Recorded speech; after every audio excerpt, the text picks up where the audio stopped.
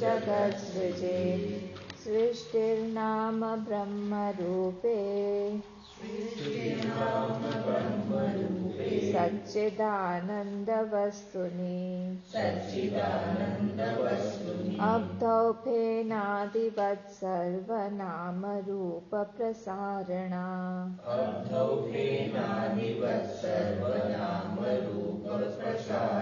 सृष्टिर्नाम ब्रह्मरूपे सच्चिदानन्दवस्तुनि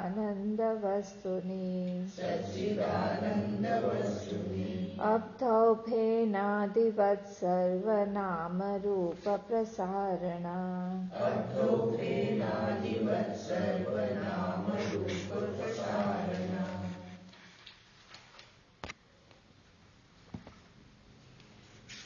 श्लोक में हम लोग देख रहे थे कि शक्ति द्वयम ही माया यहाँ, माया की दो शक्तियां हैं। कौन सी दो शक्तियां हैं माया की?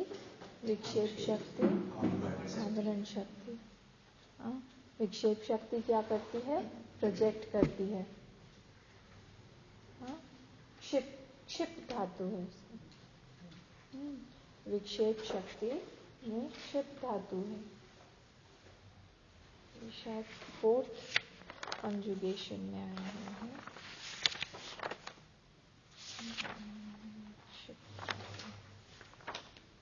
मैं बताऊंगी आपको। 4th पे और 6th में दोनों में आया हुआ है।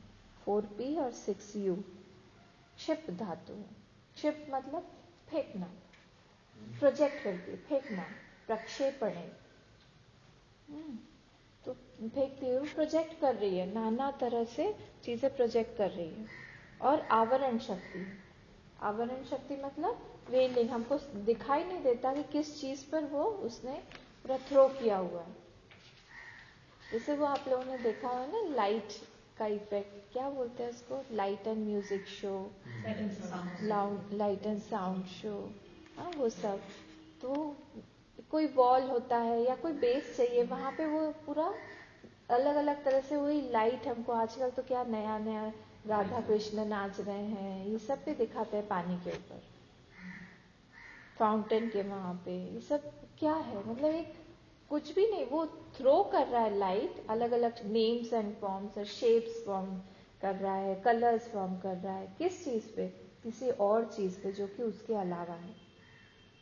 थ्रो कर रहा है, प्रक्षेपण हो रहा है उसका। और आवरण किस चीज का हो रहा है? हमको पानी, वो बेस नहीं दिखता, तो किस चीज पे वो थ्रो हो रहा है वो नहीं दिखता। हमको सिर्फ नाम रूप पे हमारा ध्यान अटक जाता है। वो क्या है? आवरण शक्ति। जो बेस है हमको वो बिल्कुल भी समझ में नहीं आता। तो हम लोगों ने ये देखा था लास्ट टाइम कि जो जितने हमारे जो फिलोसॉफीज हैं, एक बार हम लोग वो कर लेते हैं, रिवाइज कर लेते हैं कि उसमें से ज्यादातर क्या मानते हैं कि क्रिएशन जो है वो रियल है, वो है। सिर्फ कौन कौन नहीं मानता है? बौद्ध और वेदांत, ये ही सिर्फ नहीं मानते हैं कि क्रिएशन रियल है। क्यों? क्योंकि जो उनका कारण है, जो उनका उपादान कारण है, उसको ही उन्होंने रियल मान लिया है। अब न्याय जो है वो बोल रहा है कि ईश्वर जो है वो रियल है, तो ईश्वर ने जो भी कुछ बनाया होगा नेचुरली वो भी रियल होगा। पूर्व मीमांसा क्या कहता है कि इसमें हम लोगों को फ्रूट ऑफ एक्शन मिलते हैं, तो फ्रूट ऑफ एक्शन मिलने के बाद में हम लोगों का जो सृष्टि बन जाए, जो हमको दिख रहा है आसपास में भोग करने के लिए, हमको सृष्टि तो चाहिए। इस तरह से तरह तरह की सब लोग क्या बोल रहे हैं कि सृष्टि रियल है। हाँ, क्योंकि उससे जो कारण है वो उन लोगों ने उसको रियल बना दिया। ठीक है। तो जो बहिरंग हम लोगों ने क्या देखा था? दो चीजें देखी थी। एक तो बहिरंग उपादान कारण देखा था और एक देखा था अंतरंग उपादान कारण। तो बहिरंग उपादान कारण में कौन कौन से आ रहे थे? बहिरंग उपादान, हाँ ठीक है, चार्वाक, न्याय, पूर्व मीमांसा। ठीक है। और अंतरंग में कौन था? ठीक है, सांख्य, क्योंकि वो प्रकृति है, वो अंतरंग है। और बौद्ध भी अंतरंग कारण। ठीक है, क्योंकि वो लोग बोलते हैं शून्यवाद, जिसको हम लोग बोलते हैं, उसमें क्षणिक विज्ञानवादी जो है वो लोग क्या हो गए, अंतरंग कारणवादी। हाँ, और न्याय जो है वो निमित्त कारणवादी, क्योंकि निमित्त बन गया है। निमित्त कौन है वहां पे? ईश्वर को उन्होंने निमित्त बना दिया, ईश्वर ने ही सब कुछ बनाया है। निमित्त समझते हैं ना, एफिशिएंट कॉज। ठीक है, तो ये हम लोगों ने लास्ट टाइम देखा था कि सबके कारण, सब लोग, इन लोग कुछ ना कुछ को इन लोगों ने क्या बोला है, क्योंकि मॉडिफाइंग इन लोग का कॉज है, इसीलिए क्रिएशन भी रियल होगा। इन लोग का जो कॉज है ये क्या है? ये मॉडिफाइंग है। पूर्व मीमांसा का कॉज क्या है? कर्म। ये मॉडिफाइंग है, इसीलिए कर्म से जो भी बनेगा वो सब भी इन लोगों के लिए रियल ही लगता है ना। फिर क्या है? न्याय का क्या है? 9 एलिमेंट्स है। हाँ, 9 एलिमेंट्स कौन बताएगा योगेश जी को छोड़ के? 5 भूत, हाँ, दिशा काल, और मन और मेन को ही छोड़ दिया आपने, मेन को ही छोड़ दिया, आत्मा। नेक्स्ट टाइम आपका भी नंबर कट करना पड़ेगा, फिर ही सबको लर्न होगा। 5 भूत, हाँ, दिक, काल, मन और आत्मा। दिक, काल, मन और आत्मा। कई लोग तो 100 टाइम्स भी लिख चुके हैं शायद इसे, है ना। कौन, किसने लिखा था? सुशील जी ने लिखा था ना, शायद, पता नहीं। ठीक है, तो और चारवाक का क्या है? कॉज चारों। फिर सांख्य का क्या है? प्रकृति। तो ये सब कुछ चेंजिंग है, इसीलिए कि आप जो भी इसका कॉज बनेगा इनके हिसाब से वो रियल ही रहेगा, है ना। चेंजिंग मॉडिफाइंग कॉज है, तो फिर क्रिएशन इनके लिए एकदम से रियल है। ठीक है, पर हम शास्त्र में हम लोगों ने क्या माना हुआ है? मया ततमिदं सर्वं जगत अव्यक्त मूर्तिना। हमारे यहाँ पे कोई भी क्रिएशन नहीं है, वो सिर्फ इसके कारण। तो प्रोजेक्शन कैसे हो रहा है? तो इसीलिए हम लोग माया लेके आए, माया वर्ड इसीलिए लेके आए हम लोग। नहीं तो उस क्रिएशन को हम लोग कैसे प्रूव करेंगे? वो जो है ही नहीं उस चीज को कैसे प्रूव करें?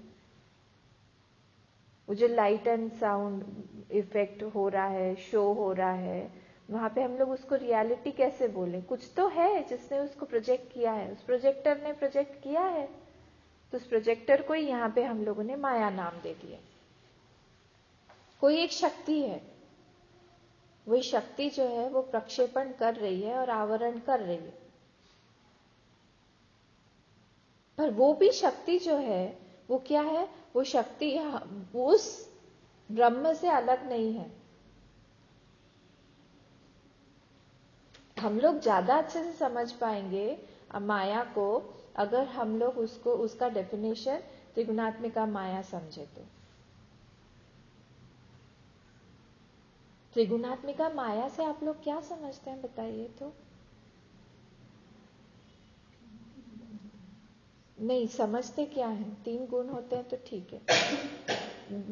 माया की डेफिनेशन है त्रिगुणात्मिका माया। इससे क्या समझते हैं? मुझे एक सेंटेंस फॉर्म करके बताइए।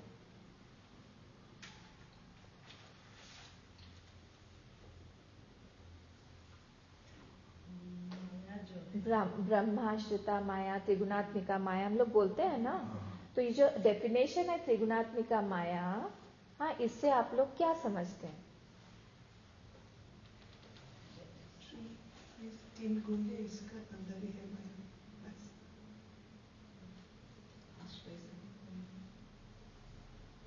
3 गुण के अंदर है माया? 3 गुण में ही है, 3 गुण में माया है। ना एग्जिस्टेंस ना माया प्रोजेक्ट करती है निर्गुण को, वो 3 गुणों में उसको रिफ्रैक्ट कर देती है। मतलब माया जो है वो 3 गुणों के ऊपर एक्ट करती है। फिर वो निर्गुण को ऐसे प्रोजेक्ट करती है एज इफ दे आर सगुण। निर्गुण को ऐसे नहीं, इस वर्ड से आप क्या समझेंगे? गुण का और माया का क्या संबंध है? जैसे इन्होंने ठीक ठीक है, ऐसे क्लियरली सेंटेंस बोला ना, वैसे बताइए। तीनों गुणों का बैलेंस में उठाव और गिराव।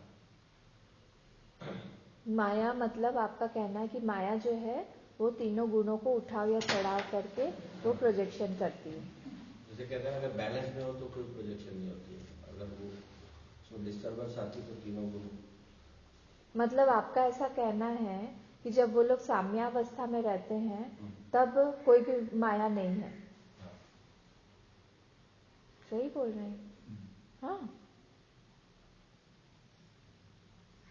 तब वो अनमैनिफेस्ट है। तब अनमैनिफेस्ट कैसे होगा? तीनों गुण साम्य में है तो गुण तो है, तो फिर अनमैनिफेस्ट कैसे होगा? मैनिफेस्ट गुण मैनिफेस्ट नहीं है ना, तीनों गुण तो है, तीनों गुण है, माया तो कभी साम्यावस्था में है। साम्यावस्था में है तो माया का क्या काम है वहाँ? जब साम्यावस्था में नहीं रहते तब सृष्टि होती है। जब साम्यावस्था में नहीं होती तब सृष्टि रहती है। तब मतलब जब वो जो गुण जो तीनों हैं वो वहाँ पे माया का कोई काम नहीं है। माया ही कर रही है। माया नहीं करते हो गया ना, तीनों गुण तो है। गुण है मतलब माया है। गुण है मतलब माया है। माया तो हो ही गई फिर। उनके रूप में जो प्रोजेक्ट होता है सृष्टि पर में आएंगे एक बार। सोचिए क्या समझते हैं आप? अगर तीनों साम्यावस्था में गुण है तो गुण तो है, तो प्रलय में हाँ क्रिएट तो होगा ही, क्रिएशन तो है। प्रलय हो चाहे ना हो, प्रलय भी कौन कराता है? माया ही तो कराती है। ये नहीं होगा। नहीं तो फिर प्रलय, ब्रह्म तो प्रलय भी नहीं कर सकता। माया तो सर्वावस्था में रहेगा, ब्रह्मास्त्र का है ना, ब्रह्म जब है माया भी है। तो माया का और गुण का जो हम लोग डेफिनेशन बोल रहे हैं त्रिगुणात्मिका माया, उसका क्या कनेक्शन है? उस डेफिनेशन से आप लोग क्या समझते हैं? मेरा सिंपल क्वेश्चन यही है।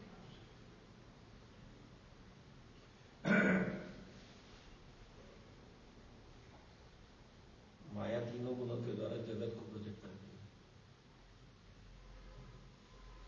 मतलब वो तीनों गुण अगर नहीं हो तो माया नहीं है। सत्तावस्था में माया है। इसका मतलब ये है जो आपने बोला, राइट डेफिनेशन यही है, तीनों गुण ही माया है। तीनों गुण सिर्फ माया है। ऐसा नहीं है कि माया जो है वो तीनों गुणों से करती, वो नहीं, गुण ही माया है। उसके बाद में वो स्टेप आएगी कि जब वो साम्यावस्था में होगा, प्रलय होगा, नहीं होगा। तो जब हम लोग ये वाला चीज गुण को ज्यादा समझेंगे ना, तब हम माया को ज्यादा समझ सकते हैं। चैप्टर 7 को लाए गीता, चैप्टर 7। माया का जो क्वालिफाई हो जाएगा। हाँ सत्तावस्था में माया अलग होगा, राजावस्था। हाँ, वो सब बाद की बातें हैं, वो सब होगा, सब होगा। पर हम लोग बेसिक डेफिनेशन बोल रहे हैं कि माया क्या है। वो तीन जो गुण है ना, उसी का नाम माया है। ऐसा नहीं है कि माया जो है वो तीनों गुणों से बनी हुई है। जनरली हमको ऐसा लगता है ना, त्रिगुणात्मिका माया मतलब माया त्रिगुणों से बनी हुई है, नहीं। त्रिगुण को ही माया बोलते हैं। हाँ, त्रिभिर्गुणमय।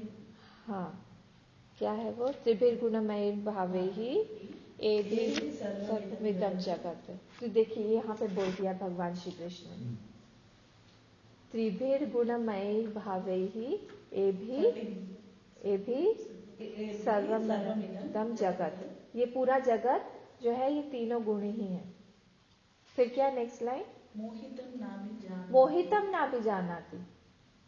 जो मोहित हो गया उससे, वो नहीं जानता है, उसका ध्यान उस गुणों पे नहीं जाता है। देखिए यहाँ पे माया को उन्होंने गुण बता दिए, त्रिगुणात्मिका माया। मोहितम ना भी जानाती, मामेभ्य परम मुझे मैं हूँ, हाँ परम अव्यय, हाँ वो उसको नहीं, मामेभ्य माम एभ्य, मामेभ्य परम अव्ययम, जो परम अव्यय है उसको नहीं जानता है, क्योंकि वो मोहित हो चुका है, वो गुणों से ही मोहित हो चुका है। वो उसके बाद में एक और श्लोक है, देखिए, मम माया दुरत्या दैवी येषा गुणमयी, देवी येषा गुणमयी मम माया दुरत्या, फिर जो मुझ पे प्रपत्ति करता है वो ही, मतलब प्रपत्ति करना मतलब मुझे जो जानता है, सबस्ट्रैटम जो मुझे जानता है, ज्ञान की दृष्टि से हम लोग बोलेंगे, जो मुझे जानता है, जो मुझे पकड़ के रखा है, जिसने जो जानता है, ये जो सारा लाइट एंड साउंड जो हो रहा है वो कुछ नहीं है, पानी ही है, वेव कुछ नहीं है, वो पानी ही है। हमारा ध्यान अभी तो ब्रेकर्स पे है, फोम पे है, वेव्स पे है, हमारा वाटर पे ध्यान नहीं है, ओशन पे ध्यान नहीं है, नेम्स एंड फॉर्म्स पे ध्यान है।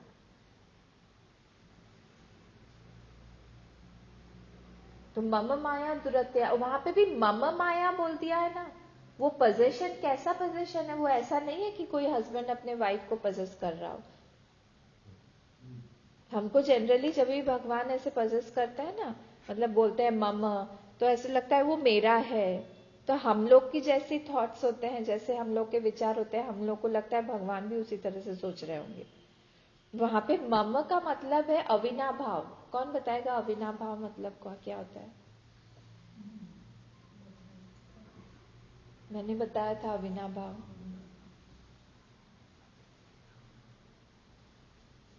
दोनों परस्पर एक ही है। हाँ, वेरी गुड। मतलब क्या?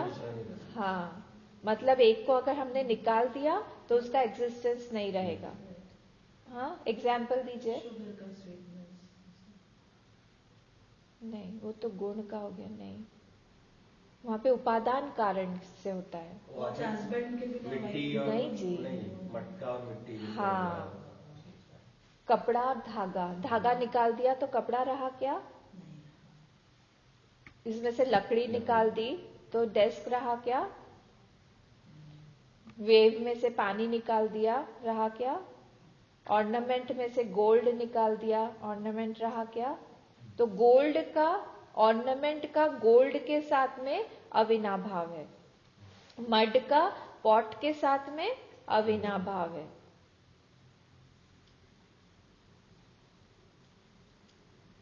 ठीक है, इस क्लॉथ का उस थ्रेड के साथ में अविनाभाव। वैसे ही माया का भगवान के साथ में, मतलब उस ब्रह्म के साथ में अविनाभाव है। पोजेशन नहीं है वहां पे। पोजेस किसको हम करते हैं? जो हमसे भिन्न हो, सेपरेट एंटिटी होगी कोई।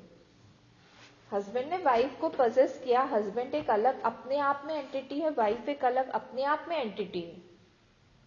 यहां पे माया की कोई एंटिटी ही नहीं है। जैसे धागा अगर खींच लेंगे तो फिर वो कपड़ा नहीं रहेगा, वैसे मम माया दुरत्या बोला वहां पे भगवान ने।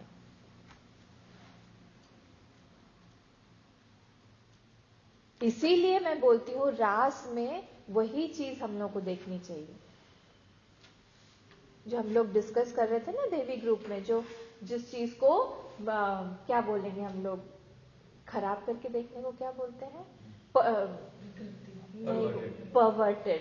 परवर्टेड माइंड जो होता है ना, जो अलग चीज देखता है, उसको जो सही चीज नहीं दिखाई देती है, वो चीज हम लोग का तभी जाएगा जब हम लोग बेस में जाके देखेंगे कि वहां पे अविनाभाव है गोपियों का और भगवान का।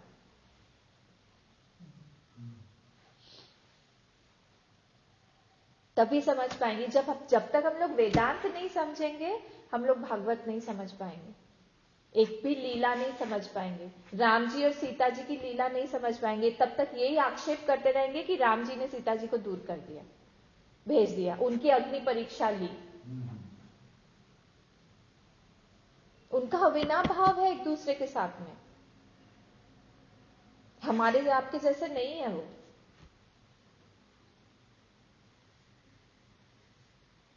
ठीक है, वहां पे वो मम माया है। भगवान चाहे कहां पे भी रहे, राधा जी के साथ में क्यों विवाह नहीं किया? अविनाभाव है वहां। हो ही नहीं सकता बिना भाव। अगर लीला के लिए दिखाने के लिए करना भी हो तो फिर उन्होंने ब्रह्मा जी के सामने बुला के उन्होंने कर लिया चुपचाप, ऐसे भी कथा आती है। पर वहां पे जो लीला चल रही है उसको समझने के लिए हम लोग को ये वेदांत जो है इसको पढ़ना पड़ेगा, जानना पड़ेगा। नहीं तो फिर हमारा माइंड ऐसे ही घूमता रहेगा कि कैसे ऐसे करें, क्योंकि हम लोग हमारे उससे एंगल से ही देखते हैं ना। हम लोग जैसे सोचते हैं हमको लगता है कि भगवान भी वैसे ही करते हैं। हमारे अंदर की गंदगी हम लोग हर जगह थोप के ही देखते हैं। अगर प्योर माइंड होगा तो हम प्योरिटी देखेंगे हर जगह। और जैसा सोचता है वही होता है।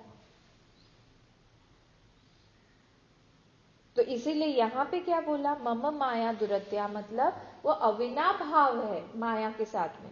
त्रिगुण क्या था वो, त्रिभिर गुणैर्मयी भावैहि, है ना। ये कैसा भाव है इस माया का, त्रिभिर गुणमयी भावैहि, तीनों गुण के साथ में है। तीनों गुण ही माया है।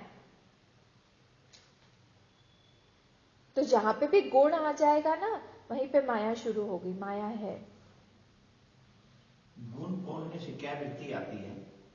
गुण बोलने से उसे गुण बोला, वृत्ति क्या बनी? गुण बोलने से क्या गुण बनेगी? फाइनाइटनेस नहीं, तीनों गुण कौन से हैं? सत्व, रज और तमस, यही बनता है और क्या। ये आपस में मिलके इसने पूरी सृष्टि प्रोजेक्ट कर दी है। आपस में मिलके इन्होंने ही पूरी सृष्टि बना दी है। ये तीनों गुणों ने ही तो पूरी सृष्टि बनाई है। तीन गुण कहाँ से आए? वही तो, जब कुछ आ ही नहीं सकता, नेक्स्ट वाले उसमें यही आता है क्वेश्चन कि आए कहां से जब कुछ आ ही नहीं सकता है। इसलिए है ही नहीं, वो कुछ है ही नहीं।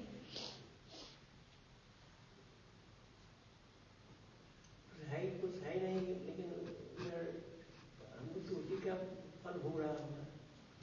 हम मतलब कौन? जी वहां पे क्वेश्चन हमारा जान, देखिए यही आवरण शक्ति है। फट से आता है ना हमारे मन में कि मैं, जैसे मैंने आप लोगों को बताया था, मेरे वो जो दादाजी थे वो पूछा करते थे कि जब पूछो संसार कब बना, मुझे क्यों डाल दिया गया। मुझे, आप मुझे को डिफाइन करिए।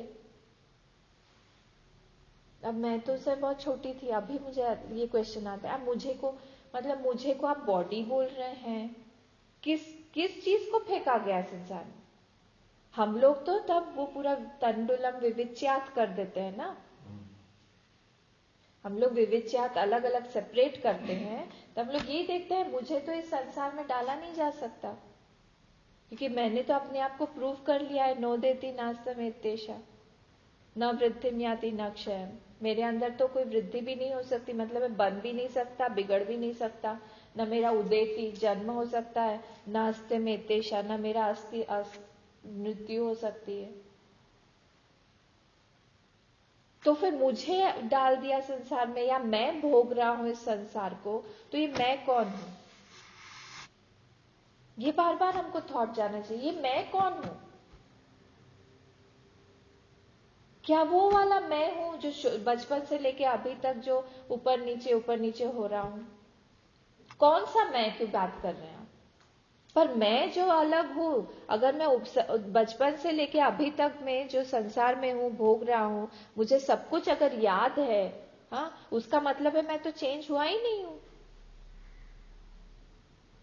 अगर मैं चेंज ही नहीं हुआ तो फिर मैंने भोगा क्या? क्योंकि भोग तो हमेशा मॉडिफाई कर देता है हर चीज को। हम लोग किसी भी चीज को भोगते हैं तो मॉडिफाई हो जाते हैं। तो वो जो आय है मेरा, अगर वो भोग लेता, हाँ, जैसे ही शरीर है, शरीर भोगने के बाद में हम लोग खाना खा लेते हैं, थोड़ा सा तो कुछ लगता है ना, पेट भर गया, चलना कम हो जाता है, थोड़ा सा लेथार्जी आ जाती है, तो क्या हो रहा है? भोग करने के बाद में हमारा शरीर मॉडिफाई हो गया। वैसे ही जैसे आप कह रहे हैं कि यहाँ पे मैंने भोगा, इतना सब कुछ भोगा, तो फिर मैं चेंज हुआ क्या? अगर मैं चेंज होता तो फिर मुझे वो सारी चीजें जो मैं भोगा हूँ वो सब तो याद ही नहीं रहना चाहिए था ना। पर वो तो चीज मुझे याद है। अगर वो चीज मुझे याद है तो फिर ये वाला मैं सत्य हूँ या फिर वो भोग सत्य है? कौन सा मैं सत्य हूं?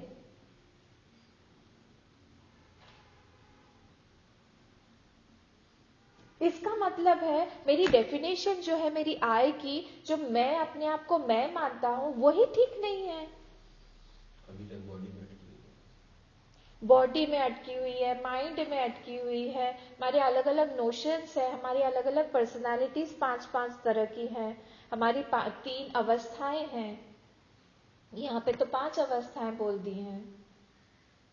तो इतना सब कुछ में हम लोगों ने उस मैं को जंबल अप करके एक मिक्सचर बना लिया है। जैसे आपने कहा मिक्सचर तो यहाँ हो ही नहीं सकता है, बोला था ना अभी आपने, कैसे मिक्स होगा? जो कुछ एक, अब जैसे यहाँ पे मैं स्पेस में पानी डालूं तो स्पेस को मैं गीला कर सकती हूँ क्या? स्पेस गीला होगा क्या? स्पेस गीला क्यों नहीं होगा? स्पेस क्यों नहीं गीला होगा?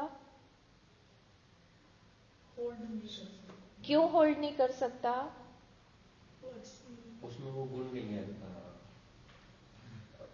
जल का जो। नहीं जी, सिंपल पार्ट्स नहीं है ना, ये यहाँ पार्ट्स नहीं है उसमें। मैं यहाँ लिख रही हूँ, मैं कैसे लिख सकती हूँ यहाँ पे, क्योंकि पेपर में पार्ट्स हैं, पोर है। मैं इस मार्बल पे पेन से लिख सकती हूँ क्या?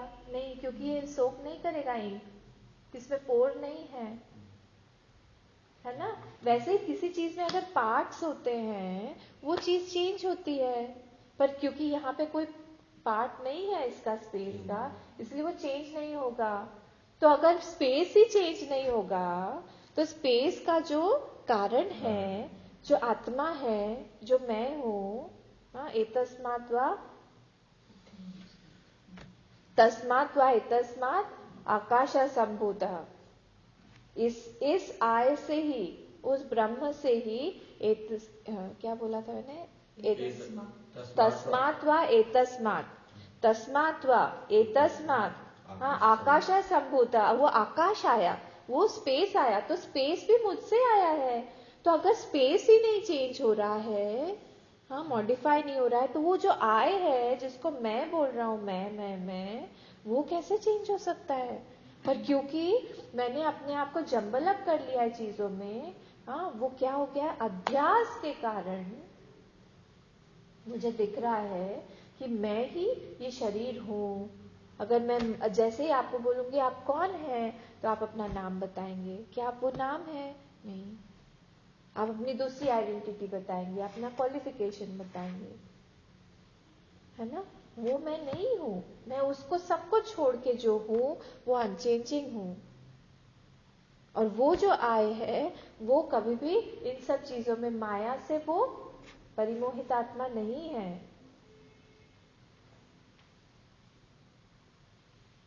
क्यों? आत्मनि स्वात्मनि क्रिया अभावात्, माया जो है वो ब्रह्म को पे एक्ट नहीं कर सकती। क्यों? स्वात्मनि क्रिया अभावात्,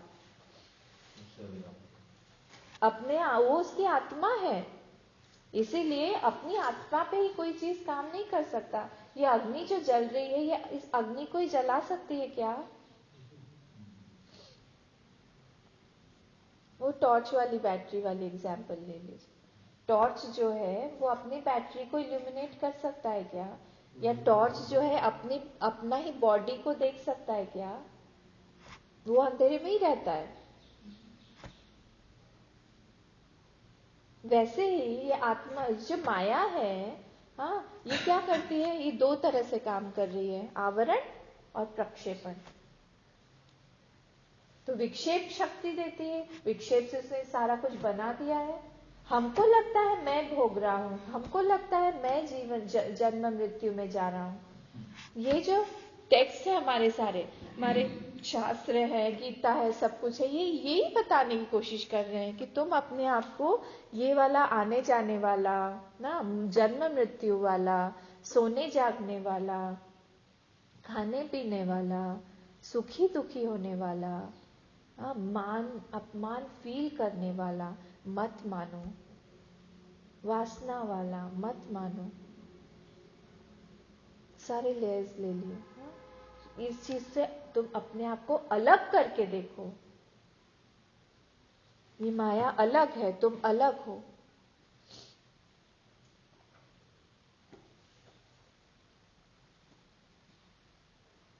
पुराणों में स्त्री को भी माया बोला गया है, भागवत में पुरुष को भी माया बोला गया है। माया मतलब क्या? जो भी हमको डिल्यूट करे। उसमें एक पावर होता है, उसमें एक शक्ति होती है। क्या शक्ति होती है? क्रिएटिविटी की शक्ति होती है, कुछ क्रिएट करती है वो माया, तभी वो अट्रैक्टिव लगता है। पावर, कहीं पे भी कोई भी चीज में पावर हो अगर, वो चीज हमको अट्रैक्टिव लगती है। तो माया क्या करती है? क्रिएट करती है।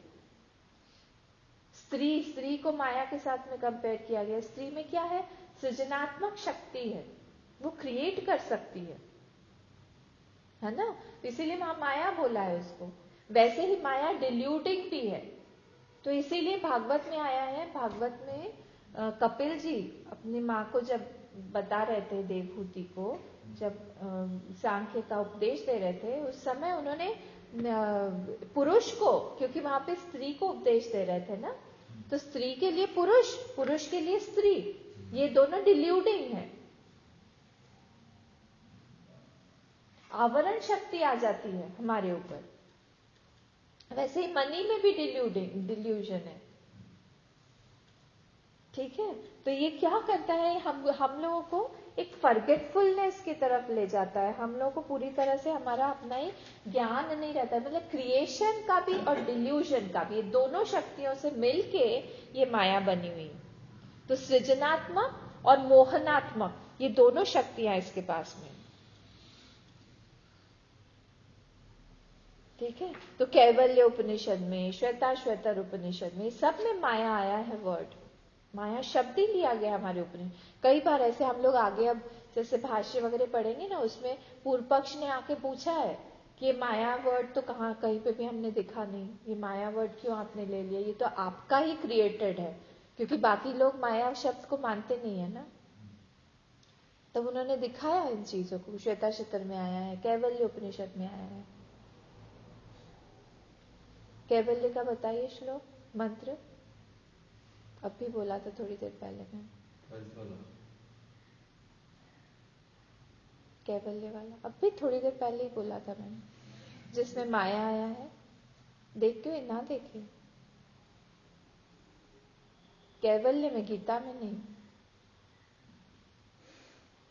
सैव माया परिमोहितात्मा शरीरमास्थाय करोति सर्वम। फिर श्री अन्नपानादि विचित्र भोगई। भूल गए? नहीं याद है? ये वाला ना, हम लोगों ने जब सुषुप्ति सारे अवस्थाएं देखे थे, तो ये जीव कैसे मोहित आत्मा हो जाता है। अरे किसी किसी का नाम ही रहता है मोहित, उसका नाम तो अच्छा रखो, है ना? मोहित नाम सुना है ना आपने? मोहित, मानव, किसी किसी का नाम मानव रहता है। मतलब उनके पेरेंट्स को डाउट हुआ होगा कि मानव पैदा हुआ है, दानव पैदा हुआ है, मानव नाम रखना।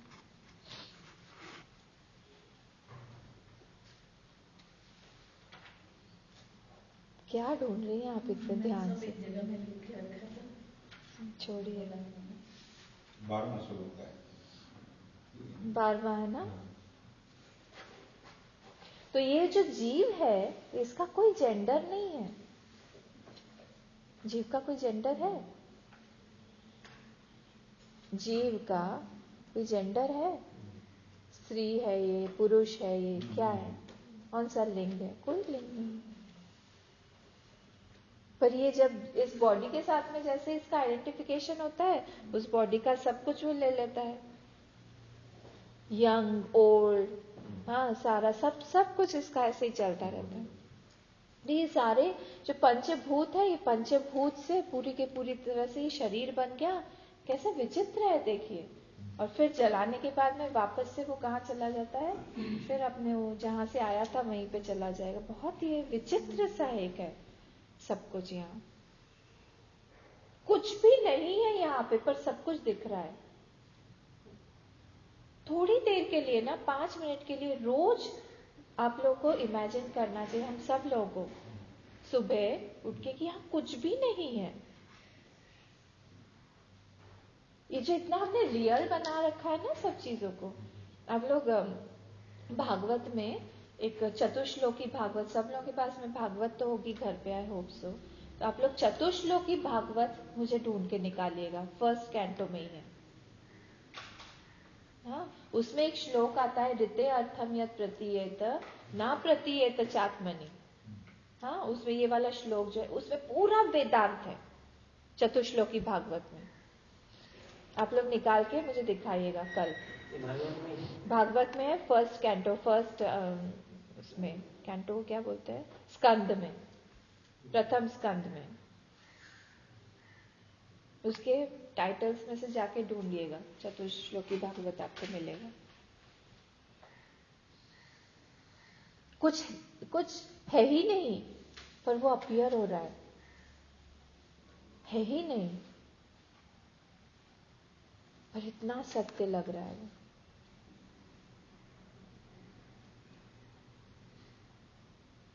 ठीक है, चलिए अब हम लोग 14th वाले में जाते हैं। सृष्टि नाम ब्रह्म रूपे सच्चिदानंद वस्तुनि अब्धौ फेनादिवत सर्व नाम रूप प्रसारण। ये भी हो सके तो आप लोग बाय हार्ट कर लीजिएगा। सृष्टि ही नाम ब्रह्म रूपे सच्चिदानंद वस्तुनि। नाम यहाँ पे क्या है, इज कॉल्ड। हाँ, मतलब क्या, सृष्टि इज कॉल्ड ब्रह्म रूपे तो सबसे शॉर्ट सेंटेंस क्या होगा, सृष्टि नाम नाम रूप प्रसारणास्ति। सृष्टि नाम रूप, सर्वनाम कर दीजिए, सर्वनाम रूप प्रसारणास्ति। कस्मिन, किस चीज में, बोलिए किस चीज में, 7th विभक्ति वाला बोलिए, कहाँ दिख रहा है 7th? हाँ, और एक और, हाँ, ब्रह्म रूपे सच्चिदानंद वस्तुनि सृष्टि नाम सर्वनाम रूप प्रसारणास्ति। मतलब क्या, जो सृष्टि का, जो आप एक चीज को सृष्टि बोल रहे हैं, समथिंग कॉल्ड सृष्टि, व्हाट इज दैट? तो वो क्या है, सर्वनाम रूप प्रसारणास्ति। ऑल नेम्स एंड फॉर्म्स और projection of names and forms are called सृष्टि। यहाँ नाम मतलब कॉल्ड। हाँ, किस पे, कहा, कि कुछ तो चाहिए, प्रसारणा अगर आपने बोल दिया, प्रोजेक्शन बोल दिया, तो प्रोजेक्शन के लिए, प्रोजेक्टर के लिए कोई दीवार चाहिए, कोई पर्दा चाहिए, है ना। तो किस पे प्रोजेक्ट हो रहा है, ब्रह्म रूपे या सच्चिदानंद वस्तुनि? कोई तो बेस चाहिए ना, जहां पे हम लोग प्रसारणा करें। तो वो क्या है, वो सच्चिदानंद वस्तुनि या ब्रह्म रूपे में है। किस तरह से, यथा अब्धौ फेनादिवत। अब्धौ मतलब ओशन। हाँ, अब्धौ में, तो अब्धौ फेनादिवत सर्वम। फेनादिवत मतलब फेन आदि, आदि में सब आ जाएगा, वेव्स आ जाएगा, ब्रेकर्स आ जाएगा, हाँ, फोम आ जाएगा। फेन मतलब तो फोम ही होता है। तो वो सब कैसा है, नाम रूप प्रसारणा।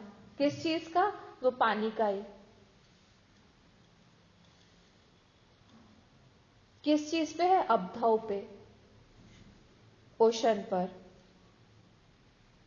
ठीक है, तो इसका ये हाँ, अन्वय करके इसका ये मीनिंग होता है। तो जब हम लोग अगर अब इसको जैसे हम लोग देखें बाध और लय क्रिया से, बाध लय क्रिया याद है आप लोगों को? बाध क्या होता है और लय क्रिया, दो प्रोसीजर मैंने बताए थे, दो क्रिया होती है।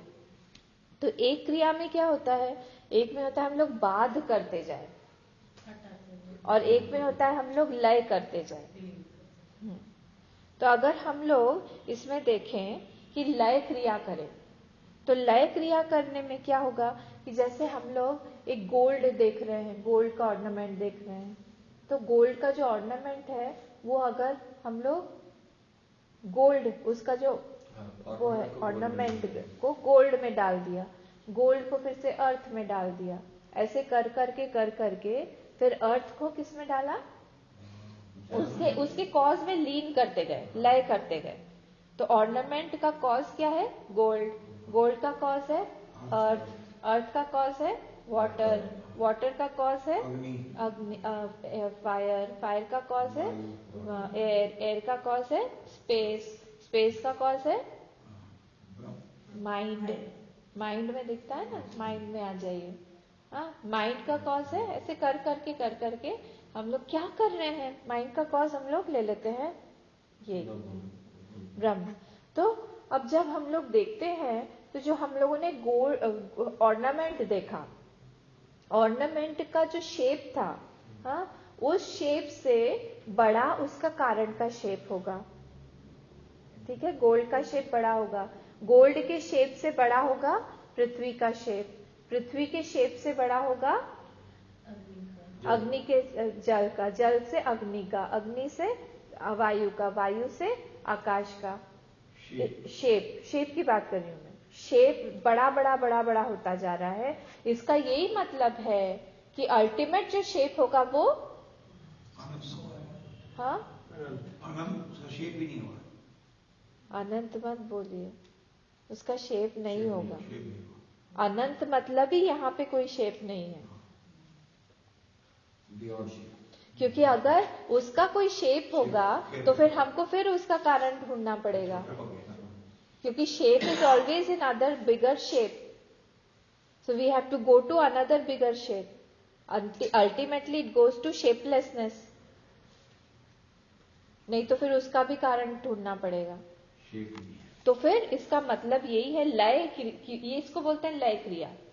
तो लय क्रिया करते करते जब हम लोग ये पूरे सृष्टि में से हमने एक चीज पीस ऑफ गोल्ड उठाया था, ऑर्नामेंट उठाया था, वैसे हर चीज का अगर हम लोग लय करें तो क्या होता है, वो शेपलेसनेस में हम लोग चल जाएंगे। मतलब क्या, अल्टीमेट क्या है, वो वाला जो इफेक्ट है उसको हम लोग कॉज में डिसॉल्व करते यहाँ पे सब कुछ जो है वो शेपलेस मतलब उस, आपको याद होगा 5th वाले जो श्लोक में हम लोगों ने जो 10-10 लिए थे, उसमें क्या था, एक था निराकार, उस दृष्टा पे ही सब कुछ दिख रहा है।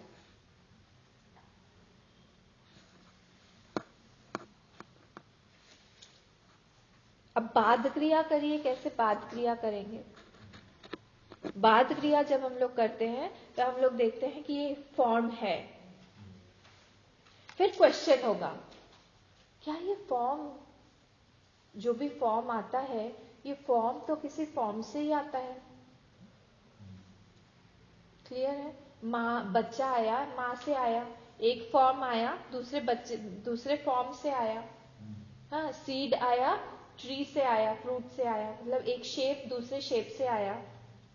ठीक है, तो अब ये जो मुझे पूरा सब कुछ दिखाई दे रहा है, इसका मतलब है ये भी शेप से ही आना चाहिए। पर अगर ये सब कुछ वहां से आया है और हमने अभी प्रूव कर दिया कि वहां पे कोई शेप ही नहीं है, तो इसका मतलब है कुछ भी नहीं आया है।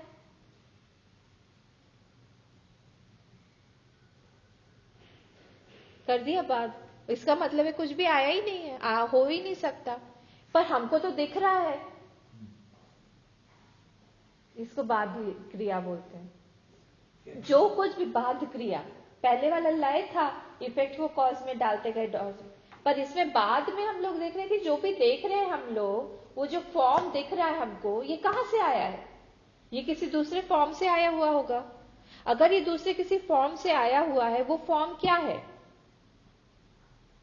यहां पे हम लोगों ने दो ही चीजें बनाई थी, या तो कोई चीज जो सृष्टि है वो है, या तो ब्रह्म रूप है।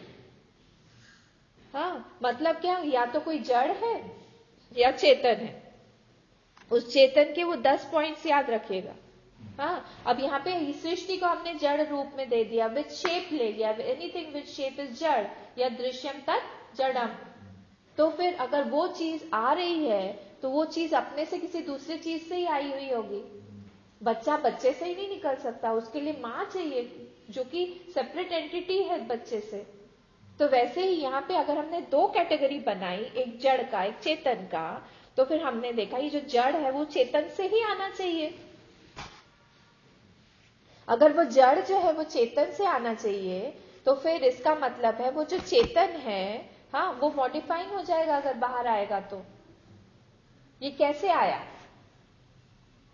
पर अगर हम लोग देखते हैं कि वो कोई भी शेप से आना चाहिए, वो जो चेतन है उसको हमने प्रूव कर दिया कि उसका कोई शेप है ही नहीं। जब उसका कोई शेप है ही नहीं, तो फिर वो किसी चीज को कैसे बाहर डालेगा? दोनों तरफ से अगर हम लोग देखें तो ये सृष्टि आ ही नहीं सकती है। Form, any form has to come from some other form. तो जब इस फॉर्म से वो फॉर्म नहीं आ सकता क्योंकि दिस इज फॉर्मलेस, तो फिर ये सृष्टि कैसे आई? तो फिर यहाँ पे कुछ है ही नहीं, इसका मतलब है, मतलब सृष्टि है ही नहीं, आई नहीं। और वो प्रोजेक्शन दिख रहा है, कुछ भी दिख रहा है मगर वो है नहीं, इसका मतलब है वो इल्यूजन है। सिर्फ दिखाई दे रहा है हम लोगों को थोड़ी देर के लिए, और वो है ही नहीं। इतना बड़ा क्रिएशन आप सोचिए। कल न्यूज में आया था, पता नहीं आप लोगों ने पढ़ा कि नहीं, वॉयेजर 2 जो 1977 में छोड़ा गया था नासा से, वो अभी 16, आप जस्ट अप्रिशिएट करिए इसको, 16 बिलियन किलोमीटर की दूरी पर है इंडिया अर्थ से, अभी भी ट्रैवल कर रहा है। और वो जो हमारा जो हीलियोस्कोप बोलते हैं इसको, जहां पे जितना जो सन है, सन का जितना भी रे, जहां तक उसका रेज बोलो आप, और उसके जो भी है वो जहां तक जाता है उसको क्रॉस करके अब वो निकला है। 77 से अभी तक कितने साल हो गए? 87, 97, इतने सालों में अभी वो क्रॉस किया है नवंबर में। और अब भी वो लोग कांटेक्ट में है उसके साथ में, वो क्रॉस करके बाहर निकला है स्पेस से, हाँ, मतलब हमारे इससे। और वो इंफॉर्मेशन जब भेजता है हम लोगों को, 16.5 आवर्स में वो इंफॉर्मेशन हम लोगों तक पहुंचती है। डिस्टेंस इमेजिन करिए, सब क्या है? नाम रूप प्रसारणा, पूरा नाम रूप प्रसारणा है। और हम लोग सोच ही नहीं सकते अनगिनत। मैं तब यही सोचे थे, हे भगवान, आप अर्जुन को लेके बाहर निकल के गए थे ना अपने चैरियट पे, जब वो जो ब्राह्मण के बच्चों की डेथ हो रही थी एक एक करके, और वो दूसरे लोक में जाके लेके आए थे, तब भगवान ने अपने चारों घोड़ों को लगा के अर्जुन के साथ में वो पूरा क्रॉस करके गए थे, लेके गए थे। और वहां पे जहां पे सूर्य का लाइट पहुंचता नहीं है उसके बाहर गए थे। हम लोग को जाने में इतने साल लग गए, 41 इयर्स, अभी भी हमारा वॉयेजर आगे आगे जा रहा है। और उन्होंने बताया कितने 30,000 इयर्स में वहां तक पहुंचेगा, 40,000 इयर्स में। हम लोग का तो पता नहीं कब तक क्या होगा, वहां तक पहुंचेगा, तब तक ये वॉयेजर चलता जाएगा आगे आगे। ये क्या है? ये नाम रूप प्रसारणा, सच्चिदानंद वस्तु उसी पे दिखाई दे रहा है। हमारा अटेंशन वहां पे फिक्स हो जाता है, हमारा अटेंशन जहां जाना चाहिए कि ये किस पे दिखाई दे रहा है, ये वो मुझी पे दिखाई दे रहा है। जब हम ये सोचने लगेंगे ना, जब हम ये जानेंगे, तब इस श्लोक का एक्चुअल महत्व हम लोग समझेंगे क्या है, क्या बताना चाह रहा है ये श्लोक, हमको क्या क्लियर करवाना चाह रहा है। ये बाध क्रिया है कि यहाँ पे सृष्टि दिख ही नहीं सकती है, इतना ही जो सब कुछ दिख रहा है यहाँ कुछ है ही नहीं। पर ये सब प्रोजेक्ट जहां हो रहा है, वो कहां हो रहा है प्रोजेक्ट? वो मुझी पे प्रोजेक्ट हो रहा है, वही कॉन्शियसनेस है। सब छोड़ के नहीं आ जाओ, बिल्कुल आना ही चाहिए। सब कुछ हमारा बाहर हम लोग जितना भागेंगे ना उस वॉयजर की तरह भागते रहेंगे। वो वॉयजर हम ही है, वो जीव है। हमारा नेवर एंडिंग प्रोसीजर ऐसे चलता रहेगा, नए नए नई नई चीजें हम लोग देखते रहेंगे। अनंत नहीं है उसको, अंत नहीं। और देखने की वास्ता भी आप बढ़ेगी। छोड़िए, आप नई नई चीजें दिखेंगी, पता नहीं क्या क्या होगा, है ना। तो इसीलिए हम लोग को ये बात लय क्रिया से बाद क्रिया से हम लोग को जानना चाहिए कि हम लोग जो है ये क्या है। ये जो दृश्य है एक लॉ है और दूसरा क्या बोले? बाद, लय क्रिया और बाद क्रिया। बाद है। बाध। तो दृश्य जो है ना ये दो कैटेगरीज में, बस मैं 5 मिनट लेकर खत्म करूं। दृश्य जो है ये दो कैटेगरीज का है। ये कैसा है ये एक तो अंदर भी है और एक बाहर भी क्रिएट करता है। अंदर भी इसका प्रोजेक्शन होता है, बाहर भी प्रोजेक्शन होता है। और एक इंटरेस्टिंग चीज आप लोग देखिएगा कि जितना हम लोग बाहर की चीज देखते हैं ना उतना हम लोग को रियल लगता है। कंपेयर करिए, हमारा माइंड है और ये बाहर की सृष्टि, बाहर की दुनिया है। इसमें आप लोगों को कौन सा ज्यादा रियल लगता है, कौन सा ज्यादा? बाहर की दुनिया रियल लगते होते। किसी बोलते हैं ना तो कोई डर रहा हो या आगे का ये तुम्हारे थॉट्स हैं, तुम ज्यादा इंपॉर्टेंस मत दो, ऐसा कुछ भी नहीं है, तो जस्ट तुम्हारे विचार है ऐसे। मतलब माइंड हम लोग को अनरियल लगता है और बाहर का जगत रियल लगता है। और बाहर जाइए, हिमालय हमको और ज्यादा रियल लगता है। हमारी बॉडी से हिमालय ज्यादा रियल लगता है ना। हम लोग जब नहीं रहेंगे तभी भी ये रहेगा, पहले भी नहीं था। जितना जितना बाहर जाते रहेंगे, ये क्या है, ये प्रोजेक्शन का आवरण शक्ति है, प्रोजेक्शन ढक देती है। जितना बाहर जाते जाएंगे उतनी रियलिटी का सेंस जो है हमारा दृढ़ होता जाता है कि ये रियल है। हमारा माइंड हमको रियल नहीं लगता। अंदर जितना जाते जाएंगे बोले नहीं। इसीलिए आत्मा तो बिल्कुल भी है ही नहीं, एग्जिस्ट ही नहीं करती, ब्रह्म एग्जिस्ट ही नहीं है। ये दो कैटेगरीज के जो है दृश्य है, एक अंदर और बाहर। ये दोनों का कौन कर रहा है? माया ही काम करे, माया ही उसको कंट्रोल कर रही है। बाकी का हम लोग कर